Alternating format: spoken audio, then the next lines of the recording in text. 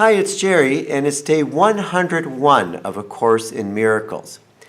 The lesson for today is, God's will for me is perfect happiness. Then the explanation goes into why there is no such thing as sin, and or that sin is not real. It's something that we've created. So it offers a more in-depth explanation of that. And really, there is no sin. That is the basis for today's lessons, because God's will is perfect happiness. Suffering is causeless. Joy is just. Now, here is I think the key point. Pain is a sign that I have misunderstood myself. And I think that's the key. You know, Eckhart Tolle says, addiction begins in pain and ends in pain. And the reason why people get addicted to different things, not just substances, is because of the pain. And I think what they're trying to say here as well is that our pain is what causes us to do bad things. When we can heal that pain, when we can embrace God's love and God's will in our lives, then that pain disappears, and therefore there's no sin. And really there is no sin, it's just mistakes that we make out of reacting to the pain. I think that's how I understand that, at least in my mind. I'm still grasping that idea of there is no sin. Remember, I was brought up Catholic, where it says that we are sinners, that our sins caused Jesus to die on the cross, and so on. So that I think comes into play in my mind as well. So I need to come to terms with this idea a bit more through more reflection. I'm sure it's going to come up more.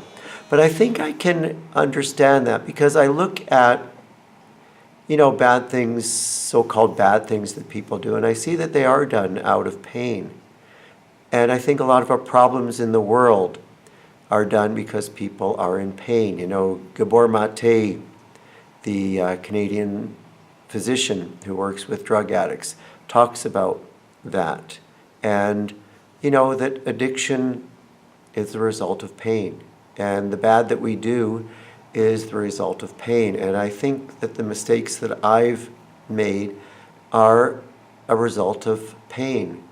So coming to terms with that and growing in awareness of that, I think is very, very healing. The text goes on to say, turn to God's will in confidence that it will set me free from the consequences sin has wrought in my imagination. So God's will for me is perfect happiness. There is no sin. It has no consequence. And also, this is the truth because there is no sin. So God's will for me is perfect happiness. This is the truth because there is no sin. So that's the lesson for today. It is a very deep lesson.